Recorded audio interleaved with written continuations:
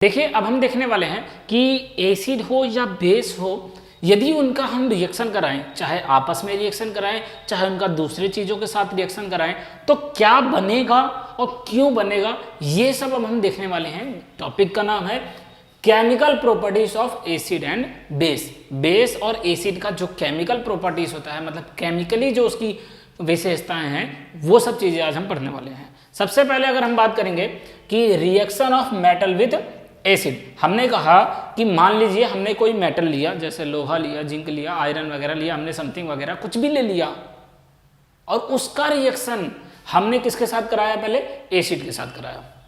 तो नोटिस करो, अगर आप चाहो तो देख भी सकते हो, यदि आयरन हो तो लैब में लीजिए आयरन, उसके ऊपर एसिड गिरा के देखिए, फिर जो बनेगा वही अब हम यहाँ पे बनने वाले हैं। तो ट्राई तो नहीं करना है आप लोगों को, बस यहाँ पे आप देख लो कि आपके सिलेबस में क्या है। सबसे पहले मैंने कहा कि मान लीजिए कि एसिड है, एसिड में अगर मैं मेटल मिलाता हूँ, एसिड में मेटल अगर मैं मिला देता हूँ तो हमारा बनेगा क्या, सॉल्ट बनेगा, और हाइड्रोजन गैस क्या होगी, रिलीज होगी। देखो अभी जो हम रिएक्शंस करने वाले हैं उन सब में कुछ खास बात होती है कि उसमें जो बाय प्रोडक्ट रहेगा वो फिक्स रहेगा। तो आपको बेसिकली इतना करना है कि लास्ट में आपको पता होना चाहिए कि इन दोनों को मिलाने के बाद क्या बनेगा, ताकि जब पेपर में क्वेश्चन आए, पेपर में क्या कहेगा, वो कहेगा मैंने HCl और जिंक को मिला दिया, तो आपको बताना है क्या बनेगा। अब आपको पता ही नहीं होगा, कैसे पता लगाएंगे पेपर में, आपको पता ही लगाना है कि हमने एसिड लिया और मेटल मिलाया तो हमारा क्या बनेगा, सॉल्ट बनेगा और हाइड्रोजन गैस बनेगा। अब अभी भी नहीं पता चल रहा कि सॉल्ट कौन सा बनेगा, क्या लिखूं, क्योंकि इतना दे रखा, इधर का दे ही नहीं रखा। तो आपको क्या करना है, सबसे पहले जो बाय प्रोडक्ट है, जो फिक्स है, उसको लिख लो। हमारा फिक्स क्या है, हाइड्रोजन गैस। हमने कहा हाइड्रोजन गैस को हमने लिख डाला। उसके बाद जो चीजें बची, जैसे HCl था, इसमें से H ले लिया, और जिंक में से Zn है क्या, मतलब ये समझो कि H ले लिया, 2 H थे तो 2 H बाहर हो गए, यहाँ पे Cl 2 बचे और Zn बचा, तो Zn और Cl 2, तो जो बचा वो मैंने क्या करा, लिख दिया। ये होता है बाय प्रोडक्ट का मतलब। तो जो फिक्स रहेगा, हमने कहा कि जो चीज़ फिक्स रहेगी, जैसे हाइड्रोजन फिक्स था उसको ले लिया। अभी इसको और अच्छे से समझते हैं, तो और अच्छे से हम कैसे समझते हैं, हमने कहा कि 2 HCl के, ठीक है, और क्या था, जिंक था, अगला क्या था हमारे पास, जिंक था। मैंने कहा अगर ये टूटेगा तो H के कितने हैं, H के 2 हैं, और Cl के भी कितने आइटम है, 2 आइटम है, लेकिन जिंक का क्या है, एक ही है। ये आपस में मिले और यहाँ पे क्या बन गया, H2, और ये जिंक वाला इसके साथ मिला तो क्या बन गया, ZnCl2, क्योंकि जिंक अकेला था और Cl 2 था, तो हमने क्या बना दिया, Zn और Cl2, और प्लस में क्या कर दिया, हाइड्रोजन गैस रिलीज कर दिया। तो आपको जो बाय प्रोडक्ट है, जो फिक्स है, उसको पहले लिख देना, जो बचा कुचा उसको एक साथ लिख दो, वो आपका सॉल्ट बन जाएगा। तो पहला चीज समझ में है कि यदि हम रिएक्शन करा रहे हैं मेटल का एसिड के साथ, तो सॉल्ट और हाइड्रोजन गैस ही बनेगा। इसको रट डालो भाई, पेपर में आएगा, सीधी सी बात। दूसरा बात करते हैं, हमने कहा कि ये तो एसिड के साथ था भाई, अब बेस के साथ रिएक्शन भी देख लेते हैं। तो बेस के साथ जो रिएक्शन हम करेंगे उसमें हमारा क्या रहेगा कि यदि मैंने बेस और मेटल दोनों मिला दिया तो सेम चीज यहाँ पे भी बनता है, क्या, सॉल्ट एंड हाइड्रोजन गैस, ठीक है। तो सॉल्ट और हाइड्रोजन गैस ही बनेगा। हमने बेस लिया, इस बार बेस में हमने NaOH लिया, सोडियम हाइड्रोक्साइड ले लिया। जब हमने सोडियम हाइड्रोक्साइड लिया तो उसका रिएक्शन Zn के साथ कराया, तो जिंक के साथ कराते ही क्या बनेगा, सॉल्ट बनेगा। अब सॉल्ट तो छोड़ दो पिछली बार की तरह फिर से कि कौन सा सॉल्ट बनेगा, हमें क्या करना है, हमें पहले H2 लिख लेना है। H2 लिख दिया, जो कुछ बचा कुचा H2 में से बाकी सारा यहाँ लिख दो, तुम्हारा फिर से सॉल्ट बन जाएगा। अब बात आई कि हमने ये तो लिख लिया कि ये बनेगा Na, सोडियम हाइड्रोक्साइड या जिंक वगैरह, लेकिन आपको क्या याद रखना है कि जब भी आपको ये सारी की सारी चीज़ें करनी है, तो उसको करने से पहले आपको याद रखना है कि ये जो मैं रिएक्शन लिख रहा हूँ ये बैलेंस होनी चाहिए। यदि बैलेंस करना नहीं आता तो इसका भी मैंने वीडियो लेक्चर दे रखा है, आप जाके उसको देख सकते हैं, डिस्क्रिप्शन बॉक्स में इसका भी लिंक मिल जाएगा। पर्सनली उसमें मैंने पूरा आसान तरीके से बता रखा है कि कैसे हम किसी भी रिएक्शन को बैलेंस करें। आगे चलते हैं अपने टॉपिक पे। अब हमने कहा कि हाइड्रोजन गैस तो निकलेगा, ये तो हमने लिख के बता दिया, हाँ केमिकल रिएक्शन में, लेकिन जब करेंगे तो हमें कैसे पता हाइड्रोजन गैस निकलना अभी कि नहीं निकला, वो तो दिखता ही नहीं हमें। तो दिखता नहीं, उसको पता लगाने के लिए हमें सिंपल क्या करना पड़ेगा, कैंडल लेना पड़ेगा। क्या लेना पड़ेगा, कैंडल लेना पड़ेगा। हमने लिया कैंडल और उसको जला लिया, और कैंडल को जलाकर जहां हमने एक्सपेरिमेंट किया था उसके पास हमें ले जाके क्या करना है, पास ले जाना है, बस उसके पास जैसे ही ले जाओगे क्या होगा, हाइड्रोजन गैस जो रिलीज हुई थी कैन बी टेस्टेड, उसको हम टेस्ट कैसे कर सकते हैं, bringing burning candle near the gas bubble it Burns with pop sound. It means की दैट जब हम उसके पास ले जाएंगे, जैसे मैंने कहा आपको एग्जाम्पल के तौर पे ये मेरा कैंडल था, रेड कलर में हम ले लेते हैं कैंडल को, ये हमारा कैंडल था, हमने यहाँ पे एक्सपेरिमेंट किया था, और जब एक्सपेरिमेंट किया तो मैंने कैंडल को जलाया, और जला के जैसे मैं यहाँ पे ले जाऊँगा तो अब तो धुआं तो दिख नहीं रहा, हाइड्रोजन गैस तो दिख नहीं रहा हमें, लेकिन यहाँ रिएक्शन हो रही है, पता कैसे लगाएंगे, जैसे इसको लेके जाऊँगा यहाँ पे क्या होगा, हाइड्रोजन गैस मौजूद होने की वजह से ये जो कैंडल की फ्लेम है उसमें आग पकड़ेगी और वो क्या होगा, जलेगा, लेकिन पॉप साउंड के साथ। तो उस पॉप साउंड को सुनकर आप ये चीज का अंदाजा या कंफर्म बोल सकते हैं कि हाइड्रोजन गैस क्या हुई है, रिलीज हुई है। तो पहला तो ये था रिएक्शन विथ मेटल या एसिड या बेस के साथ। तो पहला चीज लिख लो, उसके बाद हम आगे बढ़ते हैं, ठीक है, इसको लिख लो। उसके बाद देखिए पहला रिएक्शन तो हमने कर लिया कि मेटल के साथ कैसे एसिड बेस का रिएक्शन होता है। अब हम जो करने वाले हैं सेकंड है रिएक्शन ऑफ मेटल कार्बोनेट का रिएक्शन या फिर मेटल हाइड्रोजन कार्बोनेट का रिएक्शन।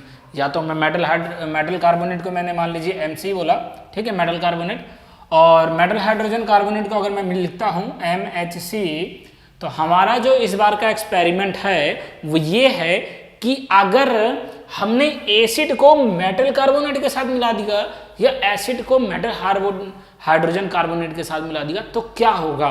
मैंने फिर से बताया था बाय प्रोडक्ट पे फोकस करना, दोबारा से आ जाइए कि यदि एसिड को मेटल कार्बोनेट या मेटल हाइड्रोजन कार्बोनेट के साथ मिलाते हैं वही बनेगा सॉल्ट। क्या बनेगा, सॉल्ट। तो सॉल्ट तो बनना ही बनना है, पहले हमने बात कर दिया था कि सॉल्ट के बारे में बाद में पढ़ेंगे, बहुत सारा सॉल्ट के बारे में पढ़ना है, जिसने नहीं देखा है वो लेक्चर वाला जाके देख लो, दे रखा है मैंने डिस्क्रिप्शन बॉक्स में उसका भी लिंक। तो दूसरा क्या बनेगा, CO2 बनेगा, और तीसरा क्या बनेगा, H2O।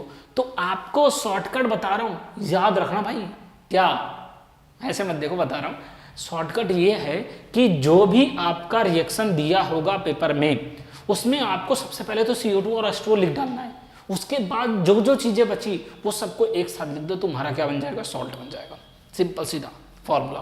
तो हमने कहा एक एग्जांपल लेते हैं, HCl लिया और Na2CO3 लिया, जब इन दोनों को कंबाइन करा तो मैंने कहा पहले तो ये वाला CO2 और H2O इनको लिख डालो। बचा क्या, देखो यहाँ पे आओ, हमने कहा कि जब HCl था तो HCl यहाँ पे देखो 1 O 2 O कितने होगा, 3 O, तो 3 O तो गायब हो चुके यहाँ से, उसके बाद एक C भी गायब उड़ा दो, उसके बाद 2 H भी गायब उड़ा दो, बचा क्या, Cl के 2 और Na के 2, तो 2 हो गए हमारे क्या, 2 NaCl, तो बन गया 2 NaCl, CO2 और H2O।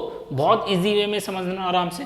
अब हमने कहा कि हमें पता कैसे चलेगा कि CO2 है, पिछली बार हाइड्रोजन के बारे में पता लगाया था, इस बार CO2 के बारे में पता लगाएंगे। तो CO2 के बारे में पता लगाने के लिए हमने कहा CO2 can be tested by passing it through lime water. सबसे बेस्ट तरीका CO2 को लाइम वाटर से पास करा डालो। जैसे ही पास कराओगे क्या होगा, ये हमारा क्या था, एक चीज और, यहाँ पे जो आपका मेटल कार्बोनेट था तो हमने मेटल कार्बोनेट को ये लिखा है Na2CO3 मेटल कार्बोनेट ये, लेकिन हाइड्रोजन कार्बोनेट होता तो याद रखना कि जहाँ आपका Na2 था उसके बाद एक H आ जाता तो ये हाइड्रोजन कार्बोनेट होता था, बस इतना याद रखना। उसके बाद अपने टॉपिक पे आ जाओ। हमने कहा कि CO2 को हमने क्या करना है, चेक करना है, तो उसको हमने किससे पास कराया, लाइम वाटर से पास कराया। जब लाइम वाटर से पास कराएंगे तो CaOH का होल ट्वाइस होता है लाइम वाटर का, CO2 के साथ मिला दो, तो जैसे CO2 के साथ मिलाओगे तो क्या बनेगा, CaCO3 बनेगा, प्लस में H2O रिलीज होगा। पहचानने का तरीका मिल्कीनेस, क्या होगी, लाइम वाटर टर्न्स मिल्की, जो आपने लाइम वाटर मिलाया वो मिल्की हो जाएगा, सफेद, बिल्कुल गोरा कागज सफेद हो जाएगा, ठीक है। और जब सफेद हो जाएगा तो आप समझ जाना कि वो क्या हुआ है, उस समय के केस में क्या था, ये समझ लेना कि CO2 उसमें था। और अगर नहीं हो रहा, मतलब कि वाइट या मिल्कीनेस नहीं आई, तो समझ लेना CO2 रिलीज नहीं हुई। अगला चीज, अगर मान लो CO2 एक्सिस में हो जाए, बहुत ज्यादा CO2 पास करा दूं मैं, फिर क्या होगा, उस समय क्या होगा, देखो जब ज्यादा होगा तो CaCO3 था, और ज्यादा CO2 आ रहा है, और ज्यादा CO2 आ रहा है, H2 था ही वहां पे, और ज्यादा CO2 आया तो CaHCO3 का होल ट्राइस बन गया, जिसमें क्या होता है मिल्कनेस जो रहेगी वो फिर से डिसअपियर हो जाएगी, मतलब फिर जो मिल्कनेस रहेगी वो गायब हो जाएगी और वो हमें फिर नहीं दिखेगी। ये था एसिड के साथ यदि हम मेटल हाइड्रोजन कार्बोनेट या मेटल कार्बोनेट का रिएक्शन कराते हैं। लेकिन अगर यही चीज मैं बेस के साथ कराऊं, एसिड के साथ तो कर लिया ना, अब बेस के साथ कराते हैं तो सबसे बेस्ट, इसमें याद ही नहीं करना भाई, बेस के केस में सीधे नो रिएक्शन, बेस के केस में रिएक्शन होता ही नहीं है, तो उसको ज़्यादा कुछ सोचना ही नहीं है तुम्हें, ठीक है। इसको लिख लो, फिर हम इसके तीसरे पार्ट पे पहुंचते हैं कि तीसरा कैसा रिएक्शन है इसका, ठीक है। देखिए अब मोस्ट इंपॉर्टेंट है जो कि तीसरा है।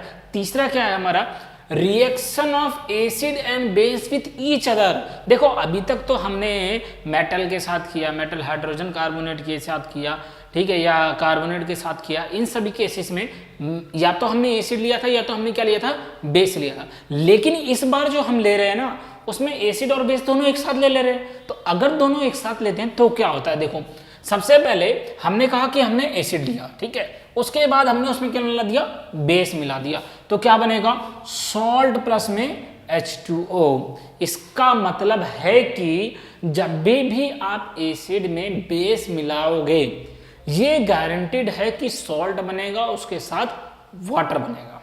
क्या बनेगा, सॉल्ट बनेगा और वाटर बनेगा, जो कि हमने स्टार्टिंग में भी इसके देखा था, चैप्टर मैंने जब स्टार्ट किया था, जब पढ़ाया था आपको, स्टार्ट किया था, उस समय भी मैंने आपको बताया था कि सॉल्ट क्या होता है, reaction of acid and base.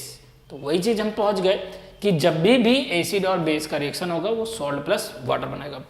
अगर मैं कहूं कि इसमें क्या करना है, तो जो शॉर्टकट मैंने आपको बाकी केसेस में बताया था वही आप यहाँ पे भी इस्तेमाल करना। बाय प्रोडक्ट को पकड़ लो कौन है, H2O को पकड़ डालो, भागने मत देना, इसको पकड़े रहना। और जब इसको पकड़े रहना तो बाकी जो सारी चीजें बची आपकी एसिड बेसिस में से, उन सबको एक साथ लिख दोगे, आपका क्या बन जाएगा, सॉल्ट बन जाएगा। कैसे बनेगा, देखो हमने कहा कि मान के चलते हैं कि HCl था हमारा, HCl क्या है हमारा, एसिड है।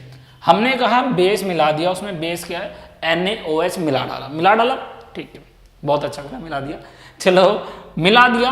तो हमने कहा पहले तो H2O भाई लिख डाला। अब तुम ध्यान से देखोगे अगर, तो यहाँ पे पहले तो HCl था, फिर हमने क्या लिया था, NaOH लिया था, और जब प्रोडक्ट बनाया तो इसको छोड़कर प्लस में हमने क्या लिख दिया, H2O। इसका मतलब कि H2O लिख दिया तो लिख दिया, अब उसको काट तो सकते नहीं ना भाई, O है, O को उड़ा दो, यहां से भी O उड़ गया। H के दो हैं तो एक H इधर से उड़ गया, एक H इधर से उड़ गया। मैंने कहा क्या, जो बचा उसको लिख डालो। क्या बचा, Na बचा और Cl बचा, तो NaCl। आप जानते हो पहले मेटल लिखते हैं बाद में नॉन मेटल लिखते हैं, तभी किसी भी कंपाउंड का नाम बनता है। तो पहले मेटल लिखा बोले तो Na, बाद में नॉन मेटल लिखा बोले तो Cl, और बन गया क्या, NaCl। इतना लिखने के बाद वापस आ जाओ, देखो NaCl बन गया। अब अपने टॉपिक पे आते हैं। हमने एक एग्जांपल देख लिया, हमने समझ लिया, लेकिन यही जो रिएक्शन है इसी को हम बोलते हैं न्यूट्रलाइजेशन रिएक्शन। क्या बोलते हैं, न्यूट्रलाइजेशन रिएक्शन। तो ये पेपर में जरूर आता है, गारंटीड आता है बोर्ड के पेपर में कि न्यूट्रलाइजेशन रिएक्शन क्या है बताइए। तो आपको लिखना है कि न्यूट्रलाइजेशन रिएक्शन एक ऐसे रिएक्शंस होती है जिसके अंदर एसिड और बेस दोनों एक साथ रिएक्ट होते हैं और सॉल्ट और वाटर बनाते हैं। तो उस रिएक्शन को हम क्या कहते हैं, न्यूट्रलाइजेशन रिएक्शन कहते हैं। जैसे कि हमने क्या लिखा, reaction of acid and base is called neutralization reaction. बहुत छोटा सा डेफिनेशन लिख दिया, आसान सा, ताकि आपको समझ में आ जाए। अब बात करते हैं कौन ताकतवर है कौन नहीं है। मैंने कहा कि सॉल्ट तो बन गया, लेकिन कभी कभी ऐसा होता है कि स्ट्रॉन्ग एसिड मिल गया या स्ट्रॉन्ग बेस मिल गया या वीक एसिड मिल गया या वीक बेस मिल गया। फिर क्या होगा उस केस में भाई, उस केस में क्या होगा, सिंपली आपको याद रखना है, ऐसे मतलब स्ट्रॉन्ग एसिड, WB मतलब वीक बेस। तो जब भी स्ट्रॉन्ग एसिड और वीक बेस मिलेगा तो एसिडिक सॉल्ट ही बनेगा या फिर H2O। अब ऐसे तो याद नहीं हो रहा ना, याद करने का तरीका भाई, जो स्ट्रॉन्ग है वो जीतेगा, सीधी सीधी बात। जो ताकतवर है वो मारेगा दूसरे को और सामने वाले से जीती हासिल कर लेगा।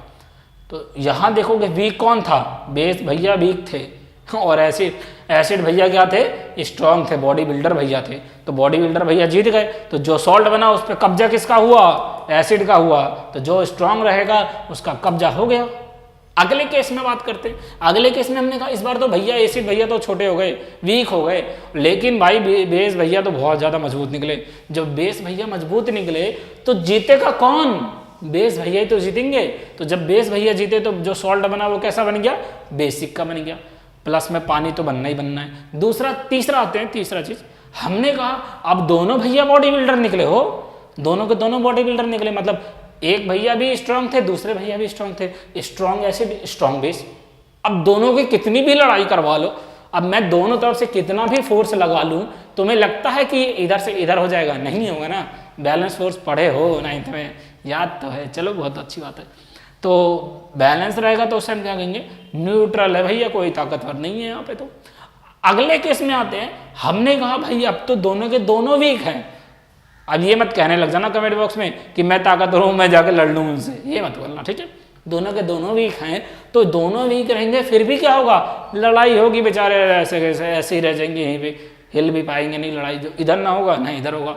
तो इस केस में क्या हुआ कि जितना हमारा बेस वीक बेस था या वीक एसिड था, मिलाकर क्या बने? न्यूट्रल सॉल्ट बने।